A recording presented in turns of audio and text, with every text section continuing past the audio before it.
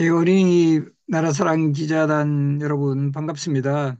아주 정말 똘망똘망하게 이렇게 지금 여러 그 어린이들이 화면에 나오는데 오늘 여러분들이 이제 또 우리 역사에 대해서 좀 뭐 궁금하거나 또는 또 이렇게 앞으로 역사 공부를 더 잘하려면 어떻게 하면 되는지 뭐 이런 내용들에 대해서 제가 잘 답변을 해서 이번 이 시간이 여러분들이 앞으로 또 이 역사 공부를 하거나 또 이제 더 이제 그 진로를 좀 이렇게 그 개척해 나가는데 좀 많은 도움이 되는 그런 시간을 갖도록 저도 열심히 답변을 하겠습니다.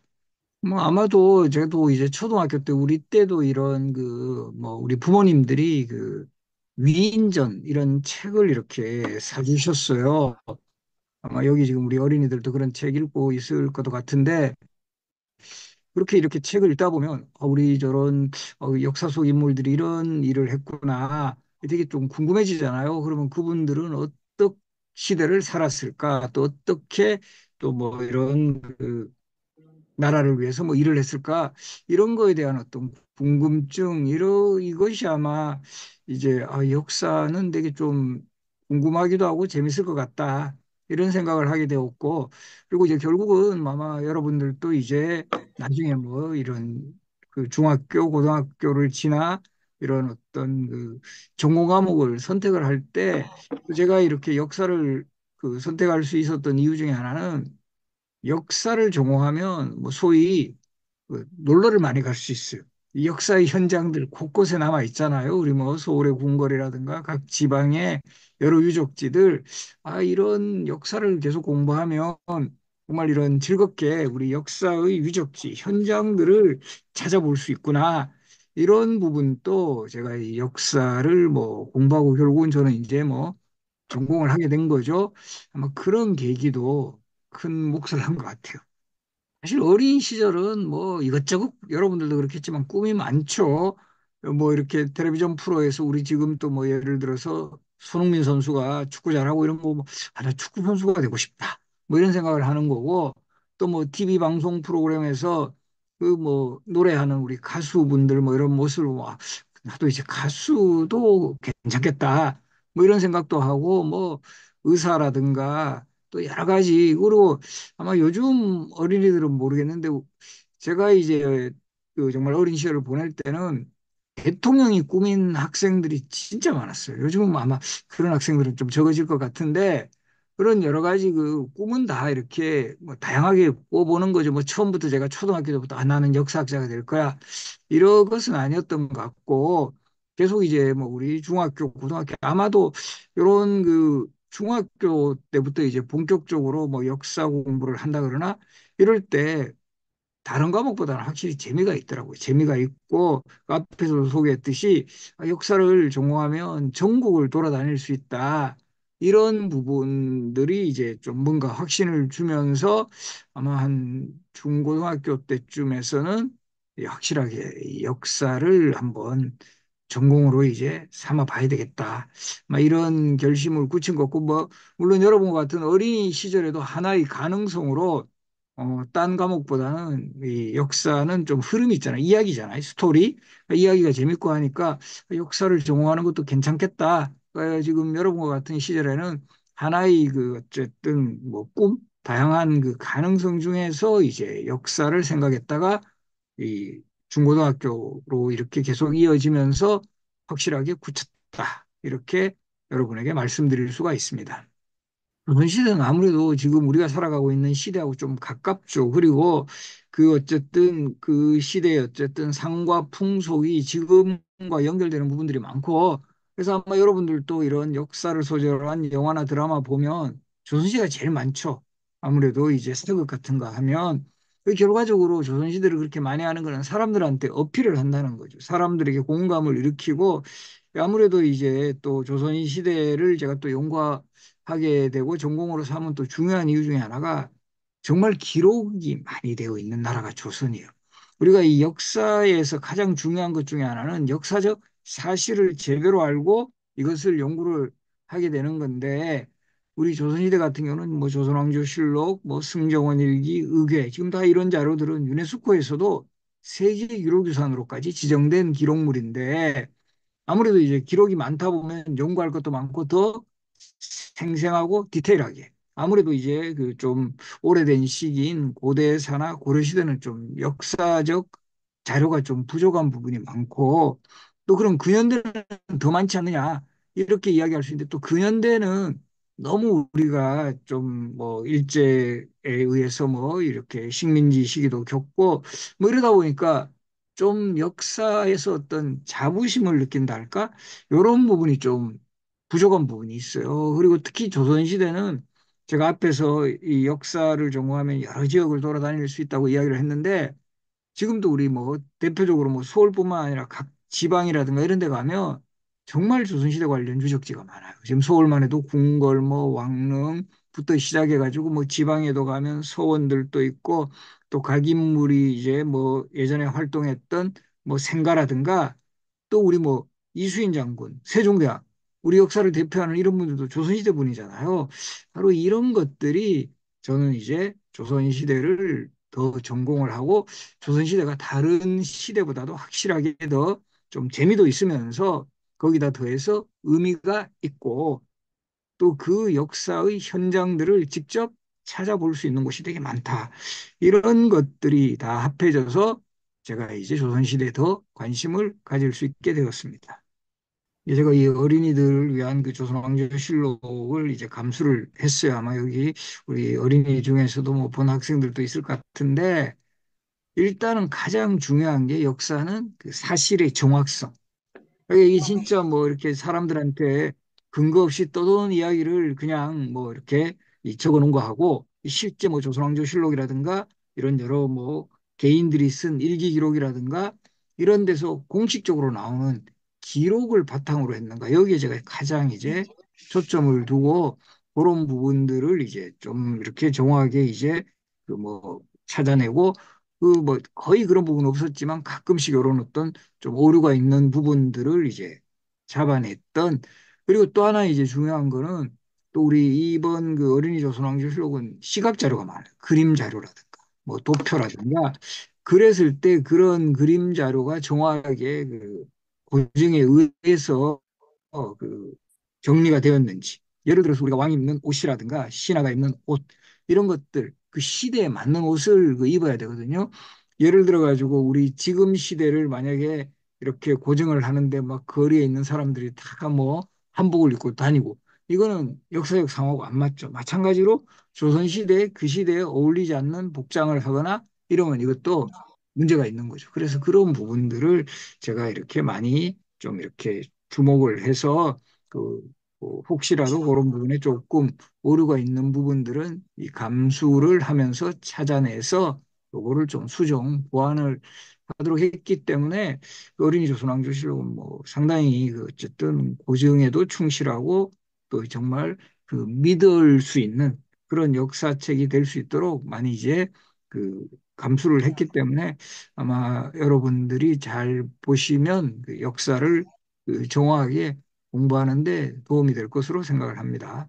이쪽 역사 드라마도 마찬가지죠. 이제 아무래도 이 역사를 바탕으로 해야 되기 때문에 그 당시에 사람들이 입고 있는 뭐 복장이라든가 뭐 총이라든가 활 같은 거 이런 게 그 시대에 잘 맞아야 된다는 거죠. 잘 맞아야 되고 그리고 또 뭐 그 시대 사람들이 뭐 쓰는 뭐그 용어 같은 거 이런 것도 정확해야 되고 예를 들면은 지금 우리 뭐 요즘 쓰는 말 중에 이제 그뭐 눈에서 뭐 습기가 있다. 안습이라고 하는데 그런 말은 예를 들어서 조선시대는 쓰지 않는 말이죠. 그런데 만약에 조선시대를 배경으로 한 영화나 드라마를 만드는데 안습 또는 지몬미 요즘 쓰는 말을 써버리면 이게 안 맞잖아요. 그죠? 그런 것처럼 이런 내용들을 정확하게 그 뭐 용어라든가 또 뭐 특히 복식, 무기 이런 부분을 이렇게 정확하게 고정이 됐는지 그리고 그 시대상에 맞는 그런 그 정말 그 뭐 우리 집이라든가 이런 거 등장을 하는지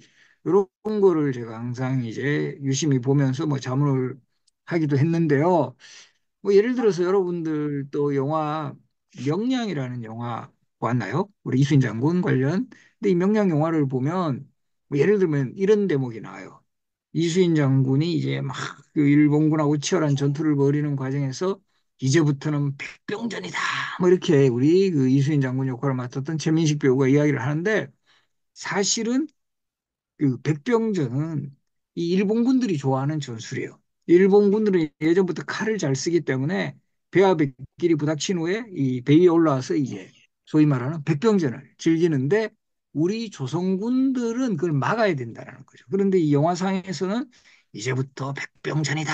이건 약간 그좀 어떤 면에서는 오류. 물론 영화에서는 이제 그 이순신 장군이 그 지휘하는 조선군과 일본군이 치열한 전투 장면을 표현하기 위해서 그런 장면이 나갔었는데 그런 부분들은 좀 오류가 있고 그건 사실은 제가 명량 그 영화는 감수하지 않았어요. 제가 했으면 그거 정확하게 좀 지적을 했겠죠. 요런 부분은 좀 실제 상황하고 맞지가 않다. 그래서 예전에 그 KBS 드라마 제가 불멸의 이순신 편에서는 뭐 일부 자문을 했고 뭐 여러 영화라든가 뭐 이런 드라마 같은데 역사를 소재로 한 그 부분 그 예전에 그 광해군 시대를 배경으로 했던 영화 대립군 뭐 이런 거 하면서 이 가장 중요한 거는 그 시대에 맞는 그런 복장이라든가 무기 이런 것들 그리고 또 마찬가지로 우리 조선군뿐만 아니라 이 임진왜란이 일어났을 때는 일본군의 복장 저 병자호란이나 정묘호란 같은 때는 저 청나라군의 복장 이런 거를 이제 잘 살펴보고 좀 거기에 이제 문제가 있으면 요거를 좀 이렇게 보완할 수 있도록 한 그런 경험들이 있습니다. 뭐 여러분도 거의 정답을 알겠지만 뭐 세종대왕이 1등인 거는 뭐 이건 우리 전체 국민 투표를 해도 세종대왕은 항상 1등이에요. 왜 1등이냐? 본인도 뛰어난 능력의 소유자였지만 세종대왕 우리 특히나 이 훈민정음 우리 한글 만드셨잖아요. 아마 세종대왕이 없었다면 여기서 제가 여러분하고 이렇게 강의 못 하겠죠. 설명 못 하겠죠. 니하오마 오아이니 막 이렇게 할 수밖에 없어요. 그런 어떤 우리 글을 만들었다. 이거 하나만으로도 세계에서도 자신의 고유 문자를 가지고 있는 나라가 별로 많지가 않아요. 이런 점에서 우리는 상당히 자랑스러운 부분이고 그것을 만드셨던 우리 세종대왕. 그리고 이 세종대왕은 정치라든가 이런 여러 가지 그 업적을 남기는데도 정말 많은 그 성과들, 우리 장영실이라는 과학자를 시켜서 뭐 자경루와 같은 이런 정말 과학기구도 발명을 했고, 그리고 이제 뭐 사군 육진의 개척에서 국방 분야라든가 또 이제 의료 부분에서도 향약 집성반과 같은 이런 그 시대 백성들의 의료 수준을 향상을 시키는 그런 책도 만드셨고요. 그런데 또 더 중요한 것 중에 하나는 이런 그 정말 그 업적을 남기실 때 많은 사람들의 그 능력을 최대한 활용한 거예요. 혼자만 잘하는 리더보다는 주변 사람들의 능력을 끌어주는 리더가 정말 제대로 된 리더다. 그래서 우리 세종시대 하면 누가 생각나요? 과학자, 뭐 장영실, 음악가 누가 있죠? 박연, 명재상, 뭐 황희정승이라든가 정말 뛰어난 인재들이 많아요. 그런 점에서는 역시 우리 역사 속 최고의 왕 세종이다. 그럼 최악은 누구냐? 최악도 거의 아마 일반 아마도 여기 투표하면 1등 할 사람은 연산군이에요. 소위 쫓겨나나. 정말 독재 정치만을 일삼고 뭐 나라가 모두 내 것이다. 이런 그 생각을 가지고 국정을 운영하다가 결국은 그 중종 반정에 의해서 쫓겨난 그런 그 연산군이 가장 저는 최악의 왕이고 실제 연산군은 정말 엄청난 그 문제들을 많이 일으켰어요. 뭐 대표적으로 연산군 시대에 워낙 폭정을 일삼으니까 백성들이 한글로 요즘으로 치면 대자보 같은 거 붙여요. 이런 막 폭정 때문에 우리가 못 살겠다. 그랬을 때 연산군이 어떻게 했을까요? 아예 한글을 없애버려요. 자기한테 기분 나쁜 그런 걸로 그런 것을 한글로 쓴다고 정말 이 문제가 많은 거죠. 그런 그 왕을 그래도 조선시대에 쫓아냈다라는 거, 이거 자체는 되게 중요한 역사적 경험이고, 그리고 연산군은 이미 조선시대에 왕으로 인정을 받지 못해요. 그래서 왕의 호칭을 받지 못하고 왕자 시절의 호칭인 연산군. 그리고 또 한 명의 왕이 있죠. 쫓겨난 왕. 누가 있죠? 광해군. 그러니까 이 두 왕은 공식적으로는 조선시대 최악의 왕이에요. 근데 저는 연산군, 광해군 못지않게 그 최악의 왕을 꼽으라면 선조하고 인조를 꼽고 싶어요. 왜 그러죠? 바로 이 전쟁. 선조 때 임진왜란이 일어났고 인조 때 정묘호란, 병자호란이 일어났는데 어쨌든 전쟁이라는 상황을 초래한 왕, 즉 이 전쟁을 무조건 막아야 되거나 이 국방력이라든가 힘이 없으면 어떻게 하죠? 외교적인 노력을 통해서라도 전쟁은 무조건 막아야 돼요. 왜냐하면 전쟁이 일어나면 얼마나 많은 사람들이 희생당하고 정말 뭐 포로로 끌려가고 아주 그 비참한 그런 상황이 지속이 되잖아요.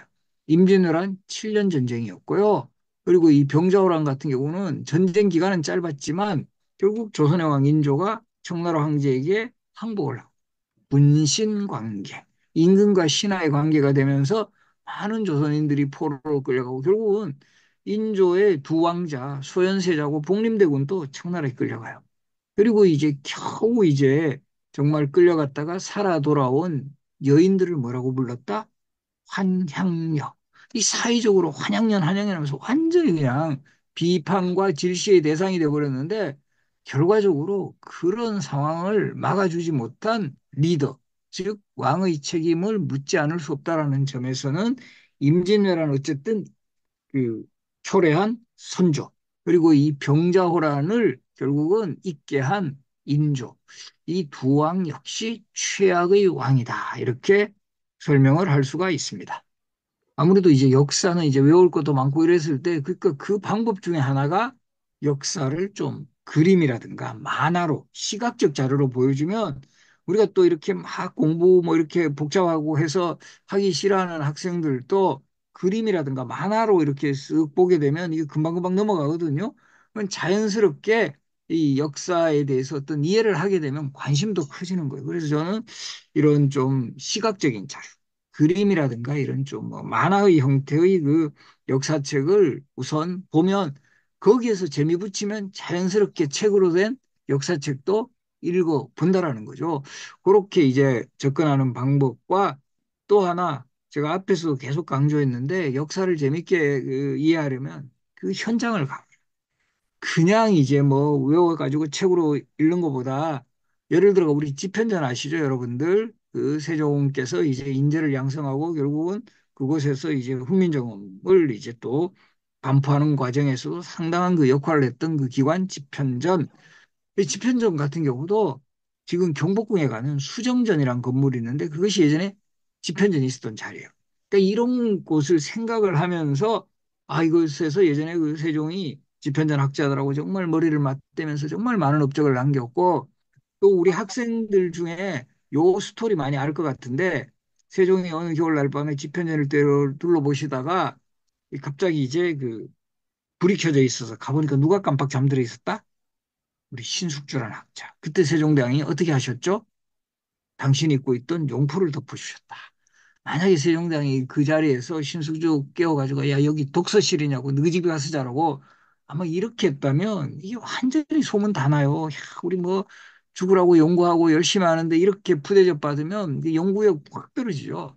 근데 정말 그것까지 이렇게 덮어주신 이런 뭐 배려 그래서 그런 역사의 현장이 있었던 곳이 지금 바로 경복궁에 가면 수정전이라고.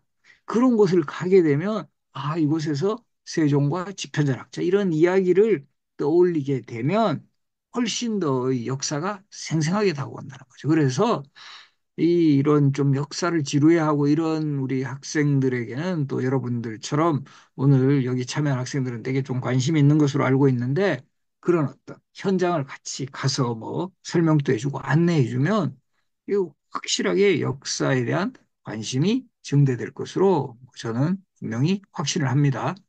그런데 결과적으로 저는 우리 역사에서 뭐 인물 하면 결국은 그 나라를 건국했던 인물들, 결국은 그 나라를 있게 만들었잖아요. 이 대표적으로 고구려 세운 우리 한국을 빛낸 100명의 위인들에도 나오지만 고구려 세운 그 동명성왕, 그 다음에 백제를 세운 온조왕, 그리고 우리 신라의 시조 박혁거세 이런 사람들은 우리 역사를 결국 만들어 나간 사람이고 특히나 또 중요한 인물이 고려를 건국했고 결국은 후삼국까지 통일했던 태조왕건.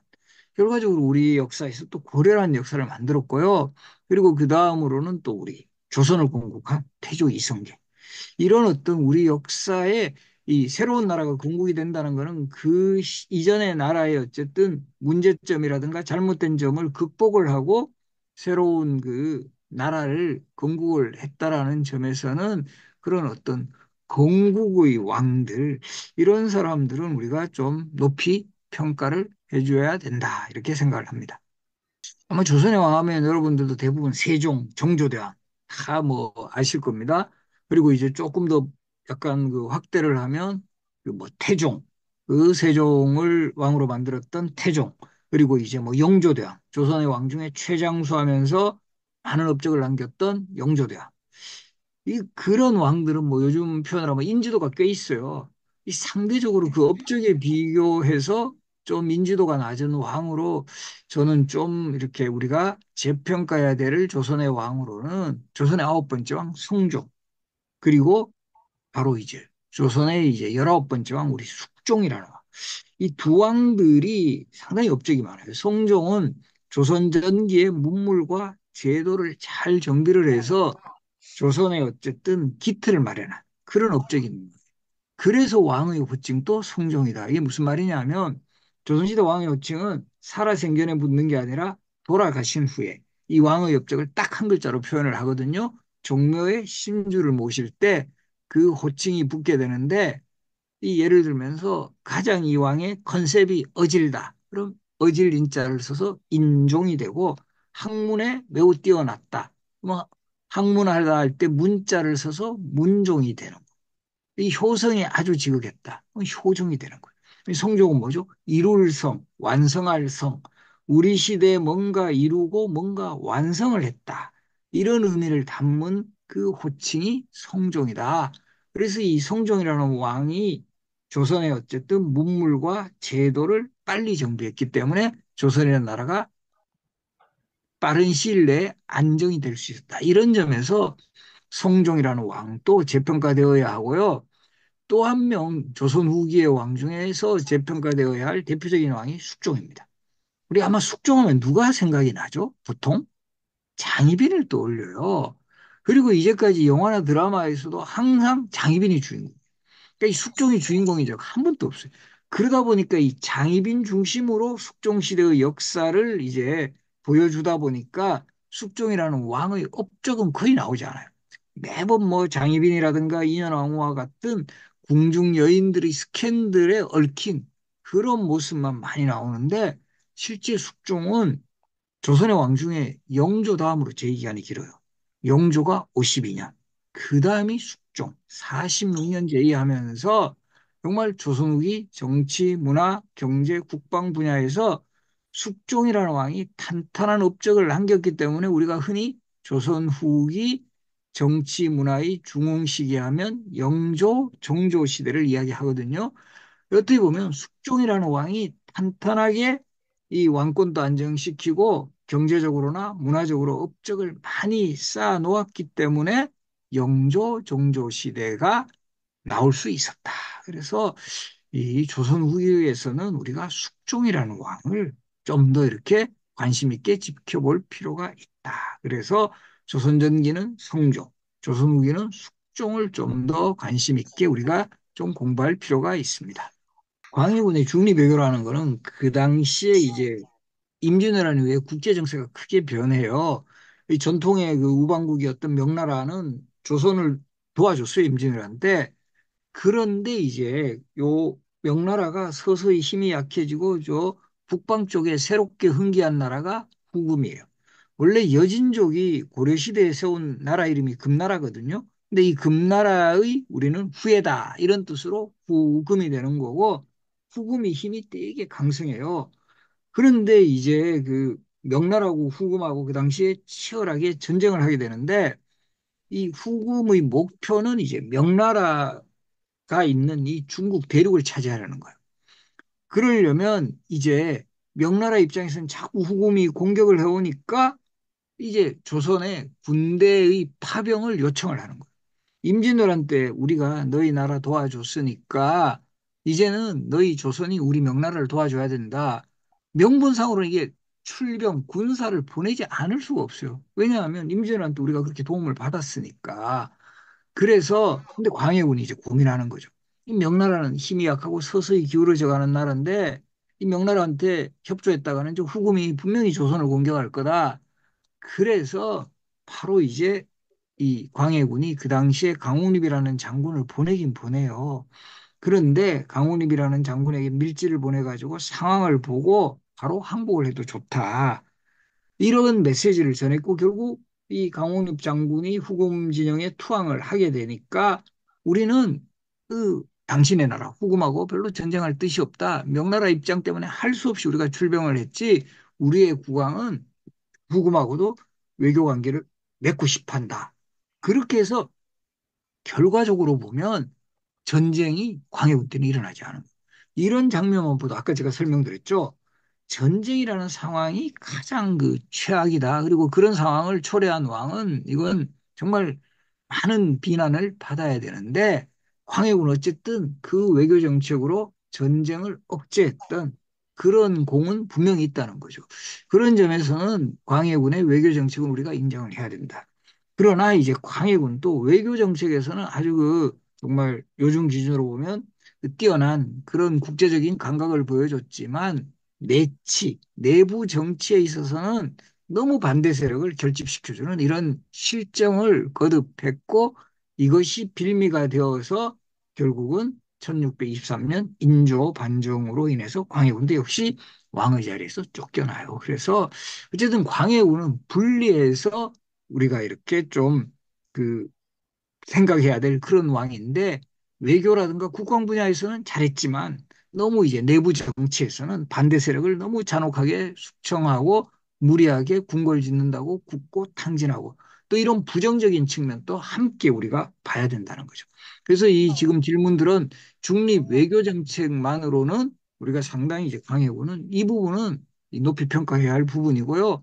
특히나 광해군이 폐위되고 난 후에 인조 정권이 들어서면서 중립외교 정책 대신에 친명 배금 정책이라 해서 명나라하고 철저하게 사대하고 후금을 배척하는 이런 정치적 외교적인 그 정말 상황이 결국은 후금의 침략을 초래하죠. 정묘호란, 병자호란. 결과적으로 그런 전쟁이라는 상황은 뭐 왕도 물론 수모를 당했지만 백성들의 희생이 엄청 크다라는 점에서는 결과적으로 이 광해군의 중립외교 정책은 그래서 지금도 높은 평가를 받을 수가 있다. 이렇게 설명을 할 수가 있습니다. 우리 어린이 나라사랑 기자단 되게 이렇게 좀 역사에 대해서 확실히 그 관심이 많은 학생들이 많아서 상당히 좀 구체적인 내용들까지 지금 질문을 하셨는데 아간파천은 러시아 공사관으로 옮기다 이런 뜻이에요. 그럼 왜 아관이라 할까요? 그 당시에 러시아를 아라사국이라고 한 거예요. 그러니까 제일 그 첫 글자를 따서 아라사 공사관으로 그 옮기다 파천 이런 뜻이에요. 파천은 옮기다라는 뜻이거든요. 그럼 왜 고종은 그 갑자기 러시아 공사관으로 옮겼지? 이거는 바로 앞에 소개했던 을미사변. 명성황후가 1895년 10월에 일본 세력에 의해서 시해당하죠. 그러다 보니까 이 고종 황제 입장에서는 경복궁이 너무 불안한 거예요. 항상 일본 세력의 영향에 있고 자신도 정말 위험에 빠질 수 있다. 이런 그 판단을 할 수밖에 없었고 이 상황에서 그 당시에 이 조선을 둘러싸고 가장 영향력을 미쳤던 나라가 청나라, 일본, 러시아예요. 그런데 첫 고 한해전인 1894년 청일전쟁에서 일본이 승리하면서 청나라는 완전히 이 조선에 대한 영향력을 잘 미칠 수 없는 그런 상황에 빠졌고 그나마 을미사변 이후에 바로 이 일본을 견제할 수 있는 유일한 세력이 러시아였던 거예요. 그래서 이 고종 황제가 궁녀가 타는 가마에 몸을 싣고 비밀리에 그 당시에도 워낙 일본 세력이 강성하니까 비밀리에 궁궐을 빠져나와서 간 곳이 러시아 공사관. 그래서 이 사건을 우리가 하관 파천이라고 하고 그럼 왜 그쪽으로 갔느냐? 그 지금 또 덕수궁 그 근처에 가보시면 예원학교라고 있어요. 바로 그 옆에 러시아 공사관 건물 일부 중에 첨탑이 지금도 남아 있는데 그 뾰족 솟은 탑 같은 거 있어요. 지금도 남아 있어요. 한번 기회 되시면 한번 가보세요. 그래서 그곳에 이제 간 이유 중에 하나는 거기에는 지금의 덕수궁 근처에는 러시아 공사관뿐만 아니라 미국 공사관, 영국 공사관 서양의 공사관들, 공사관은 지금으로 치면 대사관이에요. 이 대사관들이 쫙 모여 있으니까 일본도 함부로 이 이곳을 공격하기는 힘들었다라는 거죠. 어쨌든 서양 세력들이 다 이렇게 보호해 줄 수 있는, 그래서 고종 황제가 바로 러시아 공사관으로, 그 당시에는 왕이었죠. 그러다가 러시아 공사관에서, 요즘 표현을 하면 약간 새빵살이, 남은 나라에서 새빵살이 하니까 힘들죠. 그래서 아직까지는 경복궁이라든가 창덕궁, 창경궁으로 거처를 옮기기는 너무 겁이 나. 일본 세력의 영향이 크니까. 그래서 그 러시아 공사관하고 가장 가까이 있는 궁궐이 뭐였죠? 그 당시에 경운궁. 그래서 경운궁으로 황궁을 한 후에 그곳에서 바로 또 얼마 뒤에 고종 황제가 드디어 황제국을 선포를 해요. 왜냐하면 이 청나라가 이제 세력을 잃어서, 조선은 청나라의 그 청나라가 황제국이면 제후국이라고 그랬어요. 그러니까 제후국에서는 왕이라고 황제를 칭하지 못해요. 그런데 이제 청나라의 영향력이 약해졌을 때 고종께서 우리도 황제국 선포하자. 그렇게 해서 바로 지금의 덕수궁 바로 옆에 보면 지금 시청 앞에 황구단이 있어요. 황구단. 그곳에서 황제 즉위식을 올리고 나라 이름도 조선에서 대한, 큰 한의 황제의 나라, 대한 제국이 됩니다. 그리고 이 황제의 나라가 되면 제후국인 왕의 나라하고 가장 큰 차이가 뭘까요? 하늘하고 직거래 할 수 있어요. 하늘이 직접 제사 지내요. 왕이 지내는 최고의 제사는 사직대제. 우리 지금 저 그 경복궁 쪽에 가시다 보면 그 사직단 있죠. 토지의 신을 사, 곡식의 신을 직이라는데, 사직대제가 최고의 제자고 제사고, 사직단은 다 평평해요. 이거 왜 그러냐면 천원지방 이런 소리 들어봤어요? 하늘은 둥글고 땅은 평평하다. 그러니까 사직, 토지나 곡식의 지내는 땅의 신은 다 평평하게 만들어요. 근데 하늘의 신은 천원 둥그니까, 한구단은 지금 조선호텔 자리에요. 서울의 웨스턴 조선호텔 지금 시청 앞 바로 옆에 있는데, 그 황구단 자체의 건물은 지금 없어지고 그 부속 건물인 황궁호가 있는데, 요 건물은 다 둥글게 만들어요. 천원 지방이니까, 하늘은 둥그니까.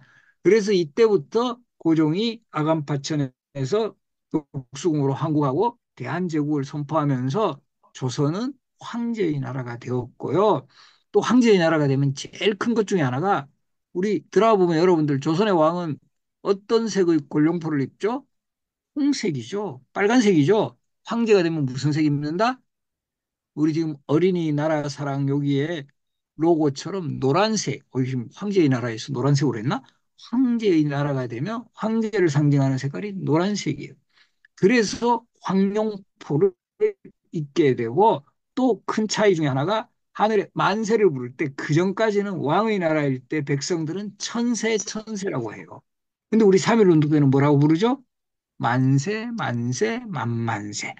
이제 황제의 나라가 되었던 시기에 3.1운동이 일어났기 때문에 우리는 만세를 부를 수 있었다.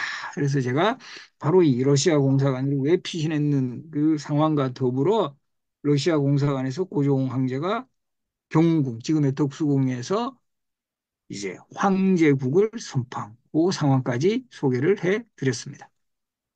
뭐 어린이들은 웬만하면 다 알아야죠. 다 알아야 되고, 그래서 우리 여러분들 아마 이 즐겨 부르는 노래일 수도 있을 것 같은데, 한국을 믿는 백명위인들. 거기 나오는 위인들은 그래도 다 알아두면, 그리고 다행인 게 노래로 나오니까 금방금방 알잖아요. 고구려서의 운동명왕, 백제원조왕 아래서 나온 혁거세 이렇게 쭉 나오고, 뭐 그 이후에 뭐 보면은 쭉 역사적 인물 계속 되잖아요. 그렇게 해서 그런 인물들 이렇게 기억을 하면서 책 같은 데서 찾아서 뭐 줄도 쳐보고 이러면 아마 뭐 가장 저는 좀 도움이 되고, 굳이 한 세 명 정도 꼽으라면 요즘 어린이들이 좋아하는 스타일로 과학자 장영실, 그리고 우리 다산 정의황 선생 알죠? 정의황 선생은 왜 또 중요하냐 하면 요즘으로 치면 융복합 인재예요.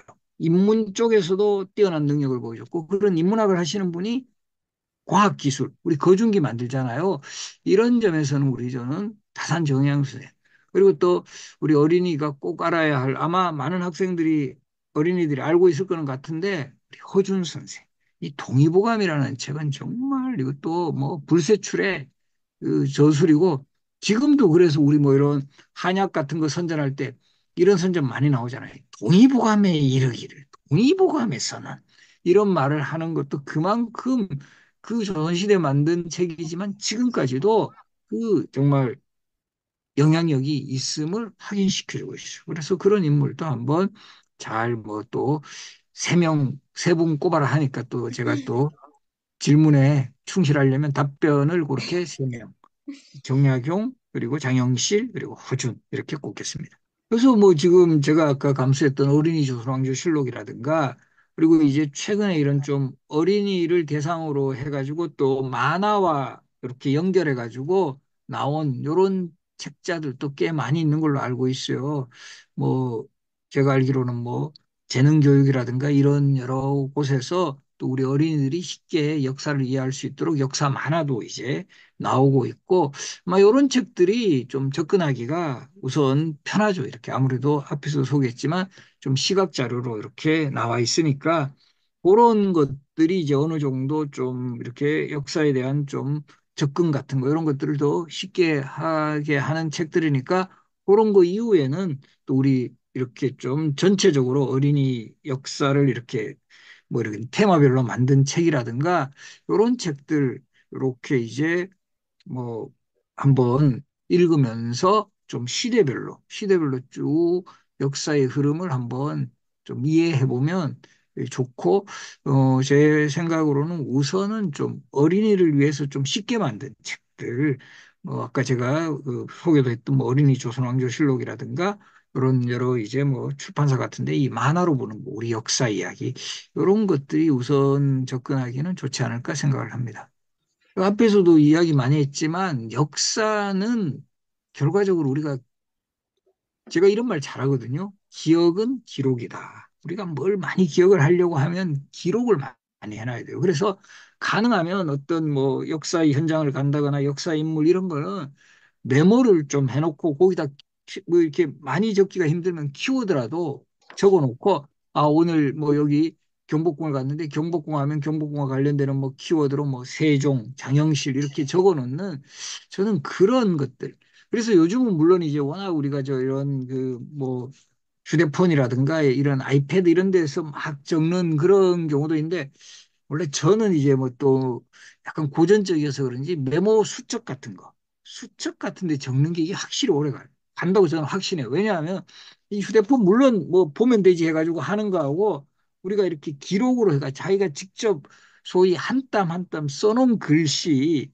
그리고 이제 가능하면 그런 현장을 찾았거나 했을 때 그 어느 몇 년, 몇 월 이런 것까지 다 해놓으면 그게 기억이 난다는 거예요. 우리가 어떤 역사의 현장을 찾았을 때도 여름에 가서 본 거하고 또 겨울에 봐서 본 거 이게 또 달라요. 그러면 그게 이제 내가 뭐 예를 들어서 8월쯤에 메모를 했다는 그 여름의 그 모습 이거하고 연결을 하면서 그 장소를 찾았던 그런 것들이 잘 기억이 난다라는 거죠. 그리고 뭐 이렇게 그 뭐 역사책을 읽다가도 뭐 내가 이렇게 좀 관심 있는 인물이라든가 또 사건 같은 거 있으면 꼭 한번 이 메모를 해라, 기록을 해라.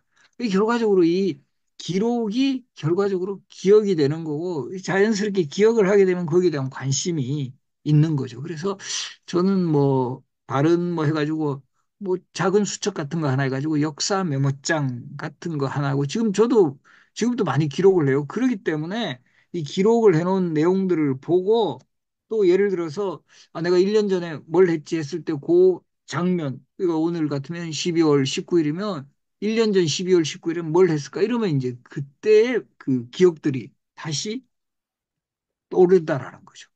그렇게 되면 이 역사는 저는 이 다 이렇게 기록된 내용을 우리가 잘 기억을 하는 거거든요. 그러니까 뭐 어떻든 우리 이수인 장군도 난중에 있으시잖아요. 우리가 훌륭하신 분들 다 또 일기 기록 같은 거 남겼어요. 그러니까 그게 결과적으로 또 역사가 되는 거고 또 여기 있는 여러분 어린이들도 그렇게 기록을 해놓으면 그게 또 자신의 역사가 된다는 거죠. 자신의 역사로 또 만들고 나중에 지금은 어리지만 나중에 정말 10년, 20년 뒤에 또 그때 메모하고 내가 고민하고 기록했던 거를 보면 이게 또 나의 역사가 되는. 그래서 저는 뭐 지금 역사를 좀 더 뭐 이렇게 흥미있게 공부하면서도 정말 이게 자신의 것으로 만드는 방법 중에 하나는 그런 어떤 역사의 중요한 그 키워드 이걸 항상 그뭐 일자별로 이렇게 기록을 해놓으면 여기 나중에 또 겹치는 뭐 장면도 나오고요.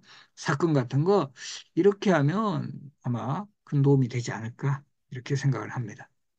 결과적으로 관심과 애정이라고 보면 돼요. 그 분야에 내가 관심을 갖고 좀 어느 정도 애정을 갖고 계속 거기에 대해서 그런 뭐 방법 중에 하나가 제가 아까도 설명했죠. 뭐 기록을 한다거나 또 그 현장을 가서 찍은 사진 같은 거 이런 것들을 잘 우리가 보면 제가 이런 이야기도 많이 하는데요. 기록을 하는 것보다 또 더 중요한 게 보관이에요. 그 기록한 거를 얼마나 내가 잘 정리를 해가지고 남겨놓는 게 이 문제예요.